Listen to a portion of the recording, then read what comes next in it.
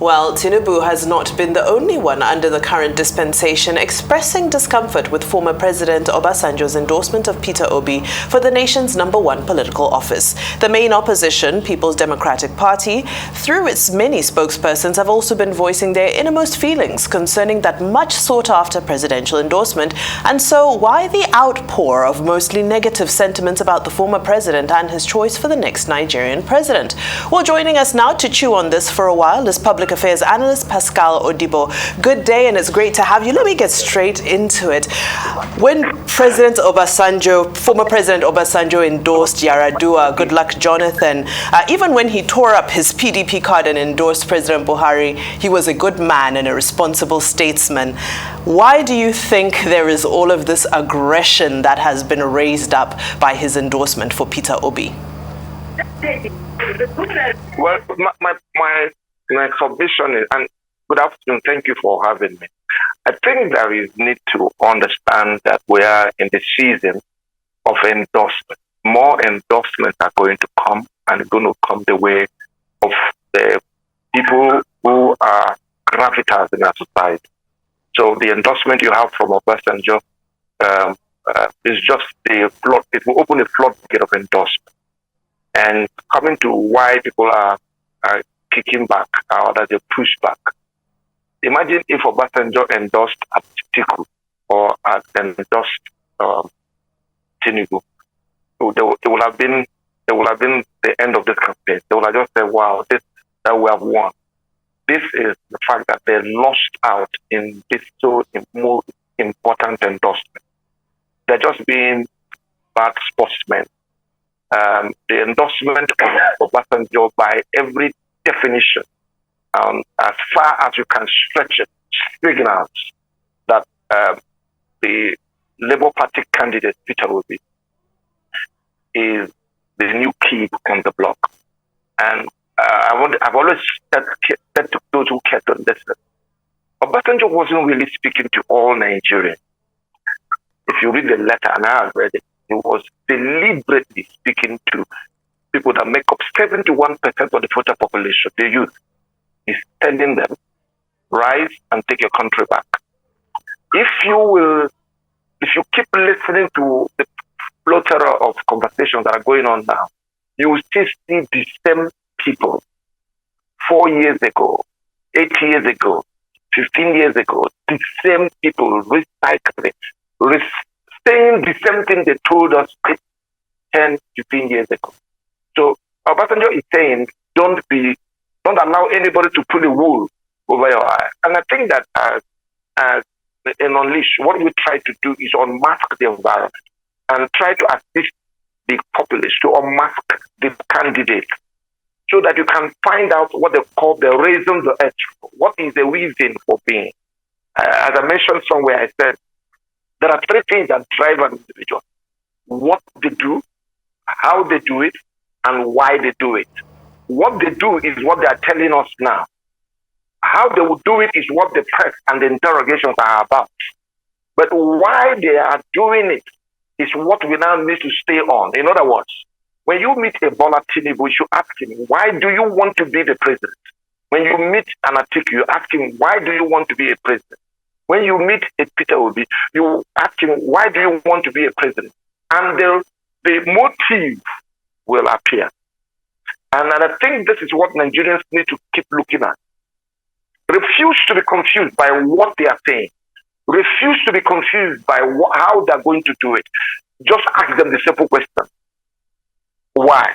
Why do you want to be the president, Mr. Peter Obi? And the last time I listened to Peter Obi, by the way, who is my preferred candidate at this time, is that he went for a course in Kellogg's, and the university professor took him on a walk at the Michigan River and he was trying to explain to him why Nigeria is not featuring in his conversation in the class.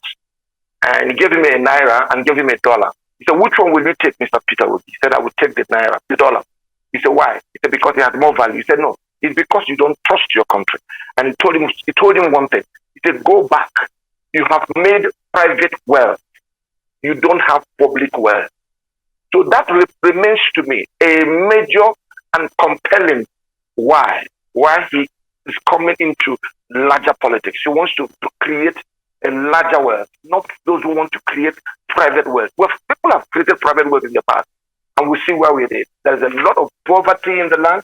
So the people themselves are querying and trying to understand why we should vote again. And Obasanjo is championing that these are men and women who do not have any strong why for him to recommend them to the politics.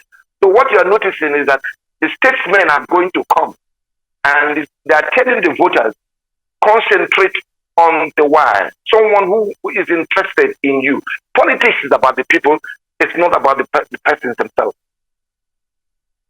That, but I did watch this very interesting analysis by a colleague that I hold in very high regard, and one thing that a question he asked is, does retirement make past leaders messiahs?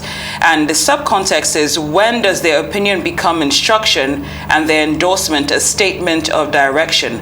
Former leaders, he says, reminds him of ex-footballers who do pundits. All is perfect in their analysis. They know and see how it should be done, but when they have opportunities, they barely do it. And he also mentioned that someday President Muhammadu Buhari will endorse a candidate in the near future, and we will say, oh, this is a huge endorsement which should be held in high regard. So as much as this has been played up, I would like to pose a question to you. When did the endorsement of past leaders when did we start to look at them as potential messiahs? If we look at their record, then it might not be as wholesome as what they tend, or what they're saying that they see in a potential candidate. Excuse me, I don't know how long you've been around, but let me say this. The years of Obasanjo as the president of this country still up to date represent the rising of a new Nigeria.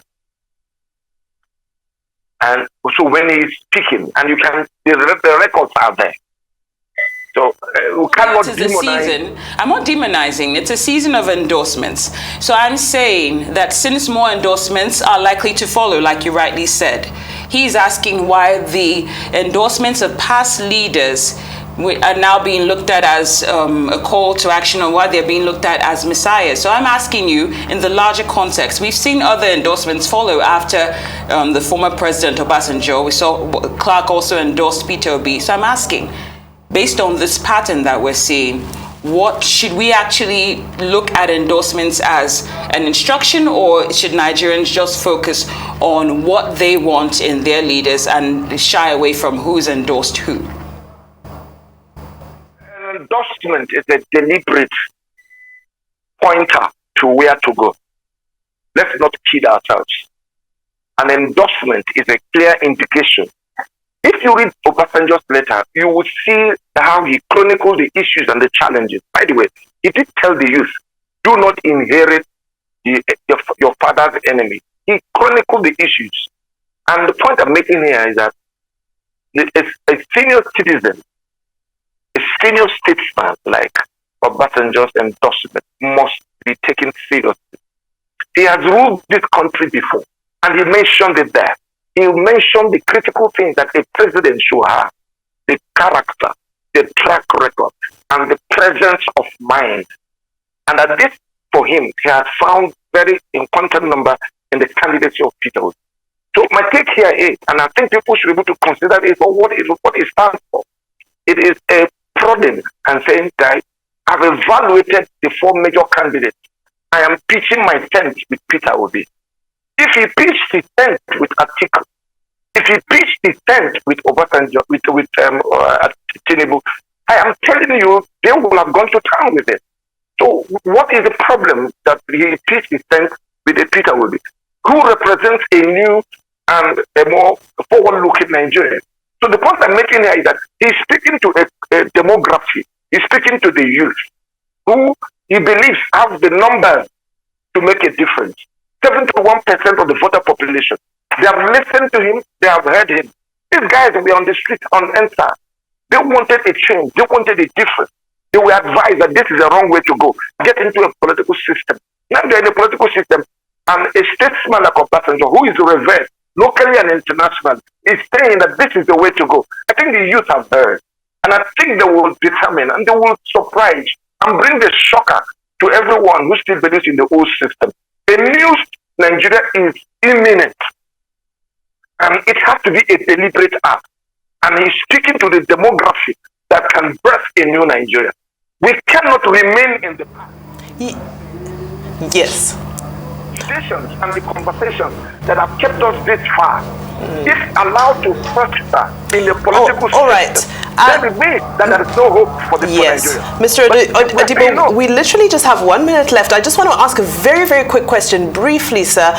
You're talking about the imminent success or victory of Peter Obi, but as somebody who, before a Peter Obi supporter, you're a political analyst, and I believe you have eyes and ears on the ground. Have you seen any empirical move in sentiment? Have you seen any, do you have any cases where you've heard of groups of people changing their mind about who they will vote for following this endorsement? We just have 60 seconds. Now listen, we just have about 2 months to the election. A lot is ongoing. A lot is happening. And there's going to be a lot more conversions that are occurring.